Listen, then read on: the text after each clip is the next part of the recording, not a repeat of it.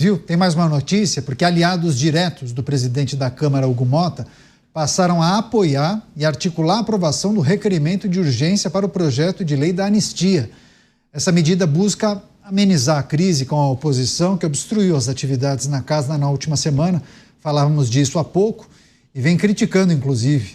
Esse grupo tem feito muitas críticas ao presidente porque ele não teria cumprido vários acordos relacionados a essa proposta. Apesar de não haver um compromisso formal de Motta em colocar o projeto em votação, ele sinalizou que não impedirá a votação desde que o texto obtenha maioria no Colégio de Líderes.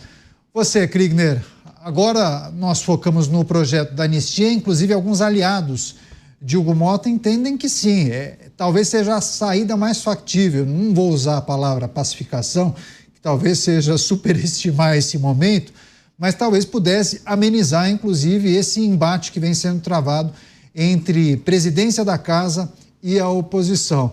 E não sei também por que lutar tanto contra esse projeto. Se a maioria no Colégio de Líderes decidir, põe em votação logo. Exatamente, Caniato. E como eu já falei aqui uma vez, em outro momento, oportunidade, a questão da anistia é uma questão humanitária. No momento que a gente está hoje, nós precisamos olhar para o PL da anistia como um PL humanitário. É claro que tem desdobramentos políticos e tem também encontros, questões aí que vão de encontro a outros interesses que precisam ser considerados também.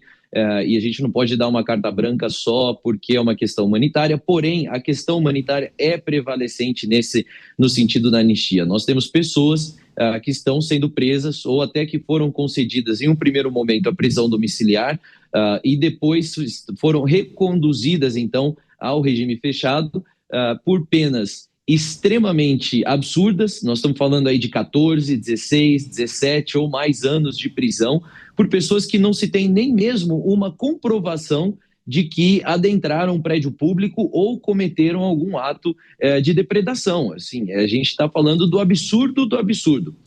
Ainda que se possa concordar com penas para aqueles que depredaram patrimônio público no 8 de janeiro, para aqueles que invadiram lugares onde não tinham autorização para estar, essas penas que são previstas no Código Penal como de 6 meses a 1 ano, agora elas se multiplicaram por 17 e outros que não têm nem mesmo comprovação de que estavam, ou na verdade tem testemunhas dizendo que não estavam, essas pessoas estão julgadas da mesma maneira. Ou seja, é uma questão humanitária que o centro precisa abraçar na sua totalidade, e a esquerda, se tivesse um pouco mais de compromisso mesmo com a população e com o Brasil, também consideraria como alguns deputados de esquerda já, inclusive, declararam apoio e disseram que é importante, sim, discutir, desde que não chegue às pessoas que estavam ali envolvidas em questões de assassinato de ministros e questões mais sérias. Nós estamos falando aí das pessoas do povo ali na Praça dos Três Poderes no dia 8 de janeiro.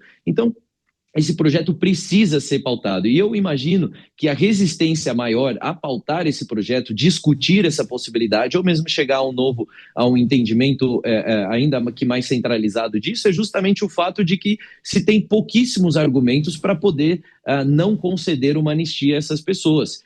O argumento mais usado é aquele que é altamente politicamente inflamado.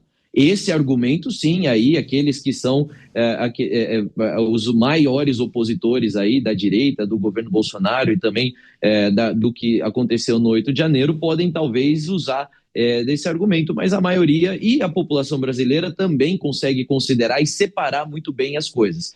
Aqueles que querem colocar tudo no mesmo bolo, na mesma bacia, dizer que a pessoa que estava ali com bandeira do Brasil na Praça dos Três Poderes tem o mesmo nível de responsabilidade ou de culpabilidade até do que pessoas que eventualmente falaram sobre morte de ministros, morte de presidente, ou até que tomaram posicionamento em planejamento assim, como foram aqueles áudios que foram captados daqueles militares que já foram presos. Dizer que é tudo mesmo, tudo a mesma bacia, isso só serve para sustentar uma narrativa que não se prova de nenhuma outra maneira. Ou seja, não adianta, não vai dar para provar que esse 8 de janeiro foi uma tentativa de golpe ou que foi um golpe, e por isso aí precisam juntar todo mundo na mesma bacia para gerar volume. Acho que são esses os únicos que não se abririam para a possibilidade de discutir uma anistia, Canhato. Pois é, oposição e centrão, partidos de direita e também do centro estariam falando a mesma língua, vários defendendo a aprovação do requerimento de urgência, que agilizaria demais a tramitação, não precisaria passar por várias comissões, iria direto para o plenário. Mas, Beraldo, de que anistia a gente está falando? Porque aquela mobilização dos parlamentares na semana passada não me parece que tratava somente da questão que envolvia os manifestantes do dia 8, né? Eu acho que havia uma relação direta com o ex-presidente Jair Bolsonaro. E eu lhe pergunto, será que estamos falando de um PL da anistia para atender somente aqueles que participaram dos atos de depredação? Ou seria tal anistia ampla, geral e restrita? É a grande dúvida. Canhato, essa confusão que se formou em razão do 8 de janeiro virou alvo dos Estados Unidos, né? Então, o presidente Donald Trump menciona a situação de Jair Bolsonaro em sua carta escrita em 9 de julho para o presidente brasileiro e, obviamente, isso será utilizado, está sendo utilizado para justificar a inclusão de Jair Bolsonaro na anistia. Esse passa a ser o objetivo, esse passa a ser o instrumento necessário para que a relação com os Estados Unidos se pacifique. Então, não vejo como essa anistia ser discutida sem incluir Jair Bolsonaro. Agora, isso tudo começa justamente com essa classificação dos manifestantes do 8 de janeiro dentro de um contexto que simplesmente não existe. Há muita paixão na defesa da tese da tentativa de golpe no 8 de janeiro, mas essa tese ela é defendida por militantes de esquerda, só que, sinceramente, não havia, por mais que as pessoas estivessem lá dizendo fora Lula, etc., não havia a menor perspectiva delas conseguirem algum tipo de sucesso ali. Não houve mobilização de nenhuma força armada, não tinha uma liderança. Não. O que eles iam fazer? Iam ligar para o Bolsonaro e dizer: ô Bolsonaro, já tomamos conta aqui, pode pegar o avião, sair aí da Disney, volta para o Brasil, que a gente vai devolver aquilo que há uma semana você mesmo entregou para o seu sucessor. Então não tem nenhum cabimento essa tese, mas essa tese foi utilizada para justificar uma vontade que existia dentro do Supremo Tribunal Federal de ir atrás de Bolsonaro e dos seus aliados diretos. Então, fizeram absolutamente tudo errado desde o início, Canhato. E a gente vê que o contorno político que este tema adotou vai levando o Supremo Tribunal Federal também a adotar medidas que são inexplicáveis. Quer dizer, houve agora, recentemente, uma decisão do ministro Gilmar Mendes que libera a participação de crianças em manifestações LGBT no Amazonas, se não me engano. Foi proibido pelo governo local. Por que diabos um ministro do Supremo Tribunal Federal tem que se meter nessa decisão? Quer dizer, o prefeito, se não me engano foi o prefeito, foi eleito com essas pautas. Ele está fazendo aquilo que ele se comprometeu com a população. Mas aí vai alguém lá de Brasília dizer não. Criança tem sim que participar de manifestação LGBT. Quer dizer, isso não faz nenhum sentido. Aí chega Dia dos Pais. Dia dos Pais é o dia de reforçarmos a importância da família, de lembrarmos que grande parte da mão de obra do crime organizado é formada por jovens que vêm de famílias desestruturadas. Dia dos Pais era uma oportunidade de se passar uma mensagem positiva de fortalecimento da família. O que faz o Supremo Tribunal Federal? Utiliza a iluminação, paga com o nosso dinheiro para colocar as cores da bandeira LGBT. Por quê? Porque quer o apoio dos militantes de esquerda para as suas ações. Não tem nenhum tipo de preocupação com o bem-estar da comunidade LGBT. Não! Querem simplesmente fazer estes acenos, piscar o olho para esses grupos que são identificados com a esquerda, para que eles sustentem, do ponto de vista popular, as medidas inexplicáveis que estão tomando. Então, Canhato, a politização está geral. É isso que eu falo, que está absolutamente tudo errado. A gente não encontra uma lógica no que está acontecendo. Agora, Dávila, quais cálculos precisam ser feitos quando a gente fala do projeto de lei da anistia? Porque já tratamos de vários textos, né? Há um texto que atende a um grupo, há um outro ampliado que poderia ser interpretado de outra forma, que poderia haver a extensão, inclusive, para Jair Bolsonaro e aliados, enfim.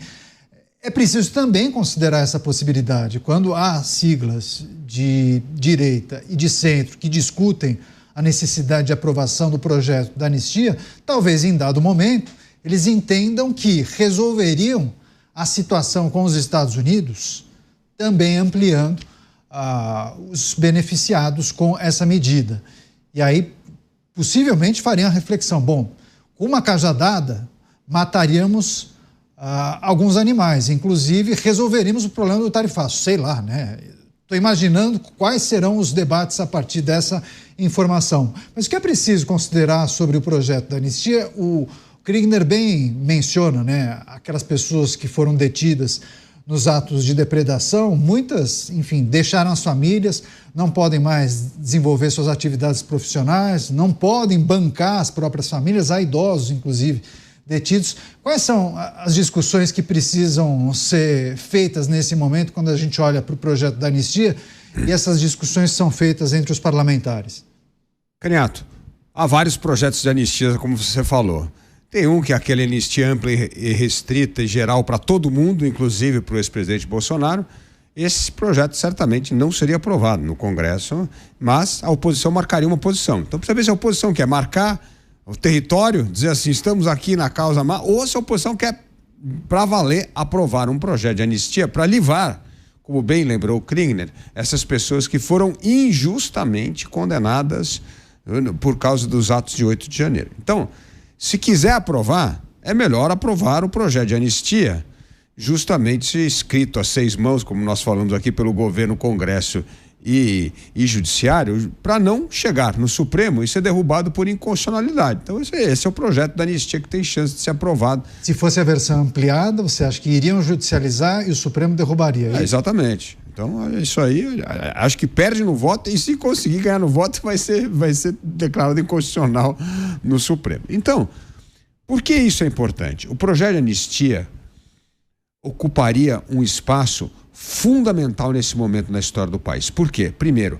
pacificaria o país. Era um sinal claro para a pacificação política. Segundo, como bem lembrou o Kriegner, uma questão humanitária. Por que humanitária?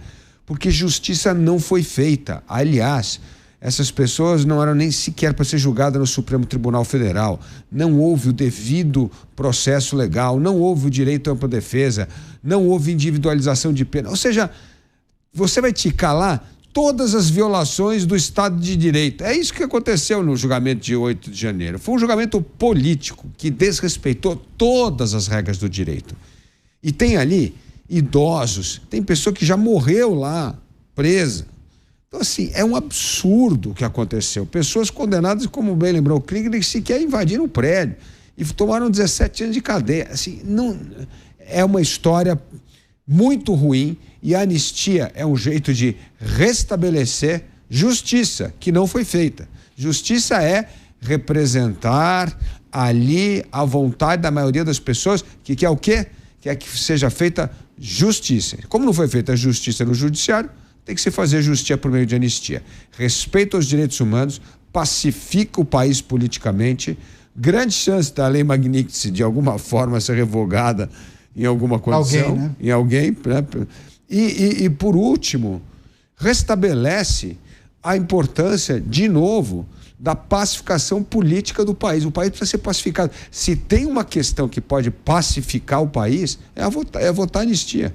Então, assim, eu entendo que essa é uma questão fundamental. A oposição e o Centrão estão se unindo em torno de um tema que pode resolver um problema humanitário, judicial e político no país.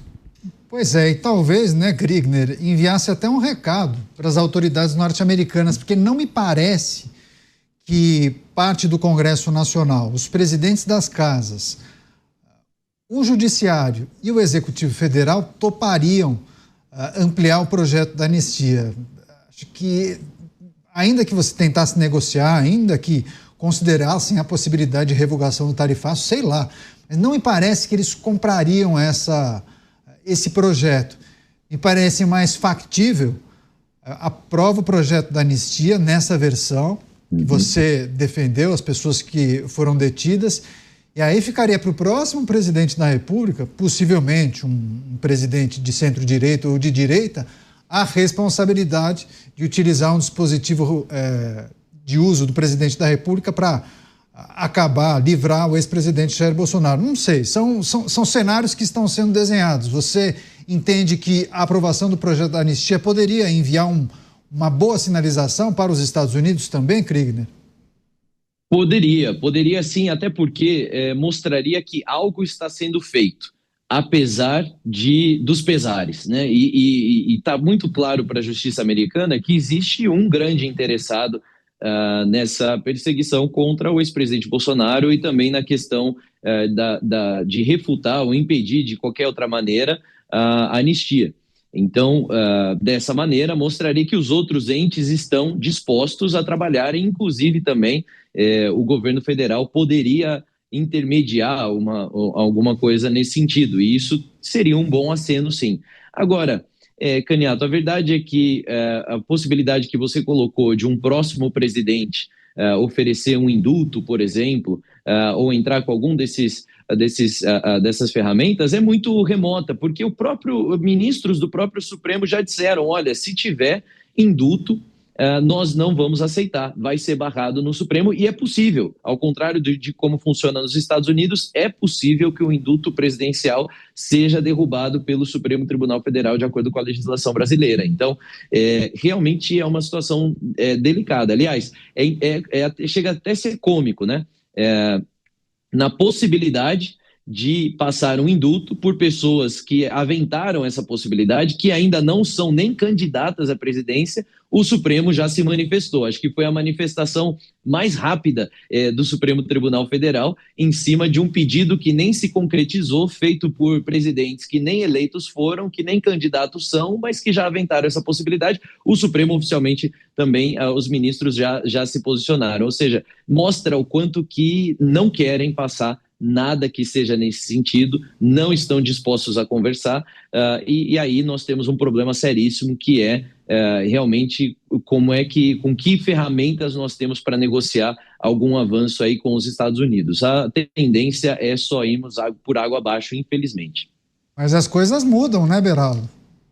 Os posicionamentos podem mudar, os ventos podem soprar de um lado para o outro, a depender das circunstâncias da chegada de um novo presidente da República, talvez, com um grande apoio, uma decisão, uma graça concedida a uma pessoa, seja, na verdade, o detonador de um novo processo, um processo, daí sim eu vou usar o termo pacificação. Ficaria muito estranho, né, para o Supremo cancelar uma determinação do presidente da República. Mas, como disse o Kriegner, isso já aconteceu. Me lembro do indulto natalino de Michel Temer, que foi judicializado, né? E aí, anos depois, deram razão ao presidente Michel Temer à época, Beraldo. Não, o Supremo cancela decisões do presidente da República com a maior tranquilidade. Inclusive, começou com Michel Temer, mas depois também todos os indultos e graças concedidos pelo ex-presidente Jair Bolsonaro foram cancelados. Até a graça, essa é uma história curiosa, porque a graça presidencial é o único ato do presidente da República que é pessoal para alguém. Então, ele determina o benefício para um indivíduo.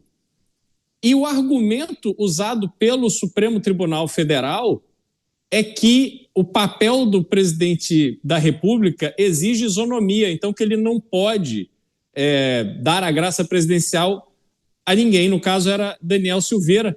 Mas está previsto na Constituição. Quer dizer, então se ignora, conforme o interesse de momento, se ignora o texto constitucional. Então acabou o Supremo, né? Não tem mais o papel que ele deveria ter. Agora, Caniato, eu não vejo ninguém que está aí colocado para disputar as eleições do ano que vem, nesse momento, que fará algum tipo de anistia no enfrentamento ao Supremo. Seja Tarcísio, seja Ratinho Júnior, seja Zema, seja quem for. Na hora que chegar ali, só vai fazer alguma coisa se houver um entendimento, se houver um acordo. Porque ir para o enfrentamento na largada vai colocá-los na posição que Jair Bolsonaro se encontra hoje. Vai criar uma animosidade com o Supremo, um Supremo extremamente poderoso e que tem mostrado a sua disposição para ir atrás daqueles que discordam dele. Então, eu não vejo, sinceramente, nenhum desses candidatos que estão colocados aí com a coragem, com a vontade de irem para o enfrentamento. Vão sempre contemporizar, se colocar de forma serena para não criar caso e tentar levar o governo até o final, entregando outras coisas, outras conquistas, mas não vejo uma evolução significativa na parte institucional. Não, você acha que esses nomes que estão sendo aventados, uma vez vitoriosos, não entrariam no embate com o Supremo? Porque, assim, nos últimos 3 meses, nós escutamos declarações de Tarcísio dizendo que, se vencesse a eleição presidencial, consideraria indulto a Jair Bolsonaro. Ronaldo Caiado falou a mesma coisa. E Romeu Zema. Eu preciso verificar aqui se Ratinho chegou a se manifestar nesse sentido. Vai lá, Beraldo. Não, mas só para. Mas os 3 falaram, os 3 mencionaram isso. Sim, mas olha a cabeça deles, depois que venceram a eleição. Bolsonaro foi enfrentar o Supremo, depois o que fez? Pediu socorro para Michel Temer, mandou uma cartinha fofa para Alexandre de Moraes. Depois, já na iminência de ser condenado e preso, quando esteve frente a frente com Alexandre de Moraes, foi lá convidá-lo, fazendo gracinha, convidá-lo para ser vice na sua candidatura do ano que vem. É sempre um gesto simpático, um gesto amoroso com Alexandre de Moraes, mostrando quem manda e quem obedece, mostrando que não há um equilíbrio de forças, mas que o próprio ex-presidente Jair Bolsonaro coloca o Supremo num pedestal. Então, Caniato, sinceramente, se Jair Bolsonaro trata dessa forma, por que esses eleitos vão entrar no combate? Não vão. Pois é, a produção verificou aqui, de fato, Ratinho não disse, mas participou de uma manifestação a favor da anistia. Você, Dávila, como a gente precisa considerar essas articulações, as sinalizações que já foram aventadas por aqueles que são apontados como possíveis candidatos à presidência da República, talvez fosse a modelagem mais adequada?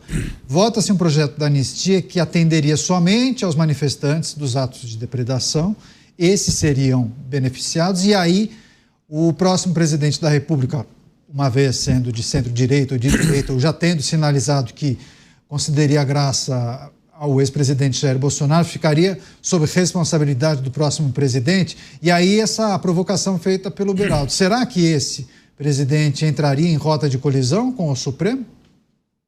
Renato, acho que são muitos assuntos dentro de um assunto. O primeiro assunto é a anistia aos manifestantes do 8 de janeiro. Esta é a anistia que foi construída a 6 mãos, esta é a anistia que tem chance de ser aprovada rapidamente e esta é a anistia que não correrá a machadada da inconstitucionalidade. Então, esse é o projeto que tem que aprovar. E resolve a vida de centenas de pessoas que foram julgadas indevidamente, sem o devido processo legal, sem o direito à ampla defesa e sem individualização de pena. Então, esse resolve um enorme problema, como eu digo. Dos próprios parlamentares. Exatamente. E daí eles jogam para o próximo presidente a responsabilidade. Agora, entendeu? A questão do ex-presidente Bolsonaro já está nas considerações finais, o julgamento já está para terminar. Não dá para tentar dar uma canetada na anistia e colocar o presidente. É criar um problema político que, primeiro, não vai ter voto. Porque você somar todos os votos do Centrão e da oposição, não vai conseguir passar isso como se fosse um projeto da maioria absoluta do Congresso. Então, assim, não vai passar. Então, isso é para fazer... Às vezes, você quer apresentar um projeto que é para não ser aprovado, mas para tomar um posicionamento político. Então, se for um projeto de posicionamento político, você sabe que é um projeto que não vai ser aprovado, mas você vai ali dar o recado claro do que você espera. Agora, se é um projeto, e eu sou dessa tese, para livrar pessoas que estão presas indevidamente, sem o devido processo legal, nós temos que ir para um projeto de anistia que seja aprovado. E é um projeto que já foi construído aí, como nós já falamos, a 6 mãos. Agora, quanto à questão do Supremo, com o próximo presidente, eu vejo de 2 formas. Primeira coisa, a melhor coisa a acontecer é a autocontenção dos poderes. Os poderes, esses votos que começam a se manifestar contrariamente aos abusos do Supremo, amanhã virá maioria. E tem chance, Cariato, porque nós temos aí a mudança de presidência no Supremo a partir de setembro, e com o Fachin, que é um dos que defende a autocontenção do Supremo. Então, se amanhã soma o Fachin, com o Fux, com o André Mendonça, com o Cássio Nunes, você já começa a ter ali um grupo querendo fazer com que essa autocontenção do poder judicial volte a reinar. Isso seria a melhor forma. Se isso não aprovar, nós precisamos continuar no legislativo a aprovar algumas medidas a despeito da autocontenção, que são coisas que são deformações não consideradas na Constituição. Uma dessas medidas, Caniato, é justamente decisão monocrática. Não existe na Constituição o negócio da decisão monocrática. A decisão monocrática foi um puxadinho que fizeram, mas não está na Constituição. Não está na Constituição assim. O Supremo Tribunal Federal tem o poder de tomar decisões monocráticas. Não existe. Por quê? Porque é um poder de colegiado. É para tomar a decisão o colegiado, não o indivíduo. Então, por exemplo, acabar com decisão monocrática. Isso aí está no âmbito legislativo, tem que votar.